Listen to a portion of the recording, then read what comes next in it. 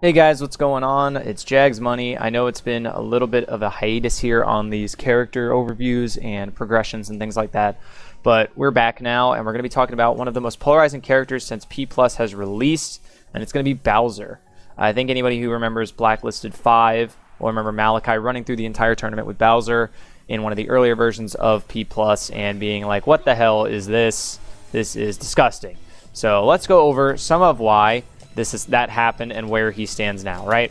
So, first thing we're going to go over is why he wasn't very good in 3.6, or why most people considered him not to be very good. I think we can all agree that Bowser wasn't a top tier by any means, or even a high tier, but where he stands after that is up for debate a little bit in 3.6. He was a very polarizing character in terms of what he was good at and what he was bad at. First thing is that a lot of people underrated this character. I think a lot of the better players understood this character was really annoying to deal with. Even if we all would beat Bowser most of the time, it was really hard to fight him. Like, it was not as easy as you'd expect, like, a quote-unquote low tier to be, right? Because, like I said, he was really polarizing. The stuff he was good at was obnoxious. And we'll get to that. But first things is, like, what's his game plan, right? Well, his game plan is kind of like Zangief, right? He wants to get on top of you, and while he doesn't want to put, like, a billion moves on your shield or anything like that, he pressures you in the mix-up game. Like, he can at any point do this and try to kill you, right? Or he can at any point, you know, fair and then go for a burst dash attack, right? He can, like, here and then burst dash attack, right? And he's got decent long-reaching normals. He does a lot of damage. And he can secure stocks pretty well with his edge guarding, right? And he obviously has great kill power with something like that, right? So that was kind of his game plan. He wanted to get on top of you, even if it was slowly but surely. But then he was in. He wanted to stay in, right? And his pressure was pretty good. His damage was extremely high. He had a god up throw, right? This up throw is still extremely good. He was really good at edge guarding, right? Like, look at that angle. And he's like dead, right? Bonk. Right? So, he had a lot of these tools, right? He was pretty good at that. Now, he had a few problems. First of all, how does he get in, right? Well, if I'm standing right here, and if this is a fast character, we're playing against Captain Falcon, he's doing his little dash dance back and forth. How do I get in on that? Well, I try and work my way in, but he can wall me out, right? I have a good CC, but he can just grab me. He's Falcon, right? And Bowser gets destroyed by those throw combos, so it's not super safe to do that. He has one decent burst option with dash attack, which is extremely bad on shield, and can be whiff punished pretty hard. So he didn't have a lot of great ways to get in, right? And even if he did get in off of like a Waveland or something, right? He's got good Waveland. So even if he did get in off of a good Waveland, he still was kind of like, okay, now that I'm in, what do I do, right? I have jab, but it's a lot slower than it is now. This is not what his jab used to be. It used to be slower, especially jab 2. So that was pretty easy to whiff punish or hit on startup. His grab was 9 frames. Standing grab was 9 frames. This is now 7 frames, but it used to be 9. So he couldn't really like run up and grab you like this really fast, right? Couldn't really do that. His out of shield game was pretty bad because of that, because, you know, like I said, his shield grab was 2 frames slower than everybody else's. So his only out of shield option was this usually, which is risky in its own right. A lot riskier than, or sometimes risk about at the same risk for a little bit less reward most of the time with that move. So he wasn't really great at holding his ground either. When he actually got in. He did have great CC and things like that, but for the most part he had trouble getting in and he had trouble staying in, which is a problem if you're a character that wants to get in and stay in, right? Like Bowser. So if that's bad, what was the thing that made up for that? Like, what made him a character that was hard to deal with, like I was talking about earlier? Well, it's because he was God at the ledge, right? He had, look at how fast this is, and I have 3 less frames. Like, he used to be able to act out of that ledge jump 3 frames faster. This is a 7-frame IASA. It used to be 4.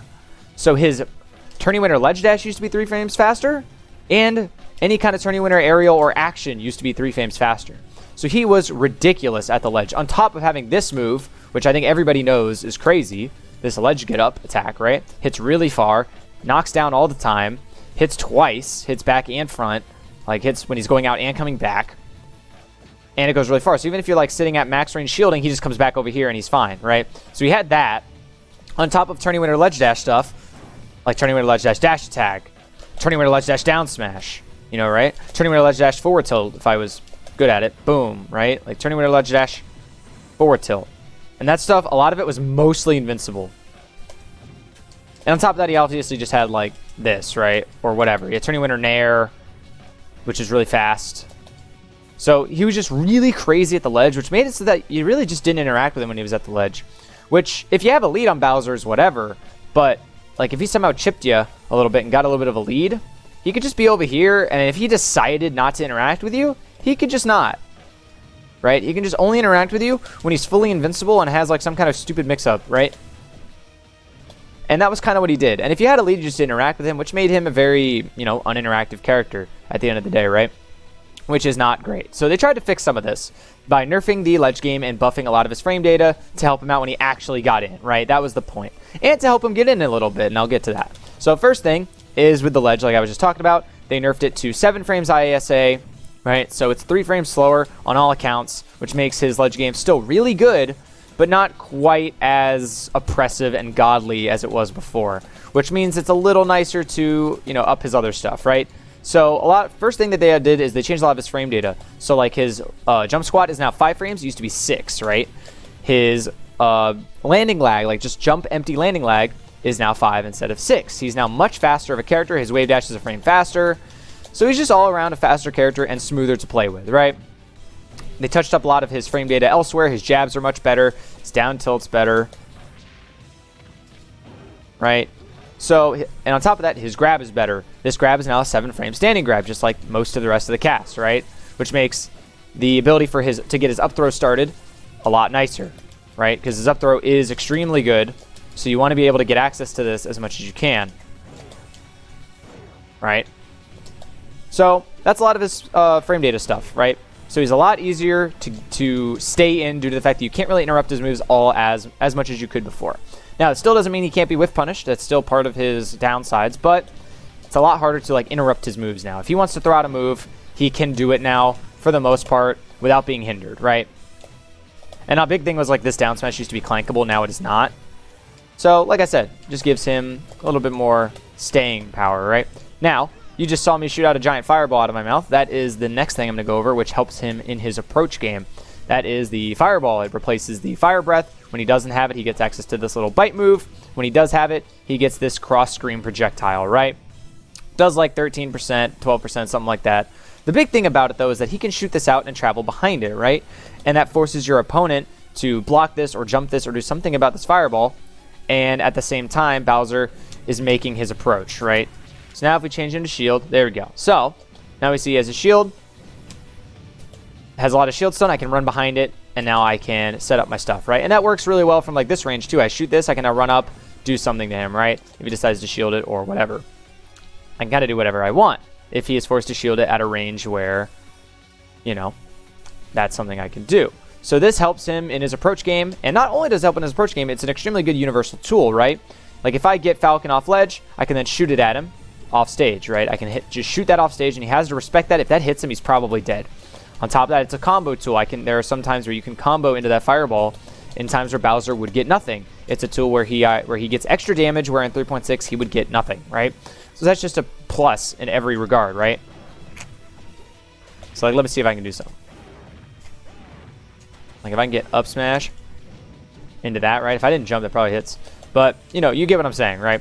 So it's just a plus for nothing, right? And it doesn't require him to do anything. He charges every 13 seconds as of P plus 2.29, and it doesn't recharge on the platform, on the spawn platform, and it doesn't, and he loses it when he dies, right? So it's a little bit more manageable now. It used to be faster, charge on spawn platform, and he didn't lose it when he died. All that stuff was added later on once we kind of understood what was going on. But that is where he stands now in terms of all those attributes, right? So he's way, way, way, way better now at doing all the things that he did do before, right? He can get in easier with Fireball, especially. He can get in easier, obviously, with just better movement. He's faster now, right? He's got the better grab, the better pokes, right? So he's a lot harder to challenge on that regard. Still has his great range and his huge hitboxes, right? That are super hard to deal with. And he's still an amazing edge guarder, right?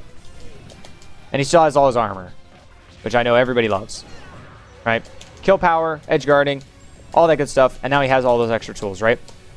Now, he still isn't great at approaching, especially once you understand Fireball, and especially when he doesn't have Fireball. He still has that same kind of weakness of you play outside dash attack range, and if you see him come in that without dash attacking, you can kind of just stuff him. But it's a lot harder now. It's not as easy. And his damage is still great. All his other pros from 3.6 are still there.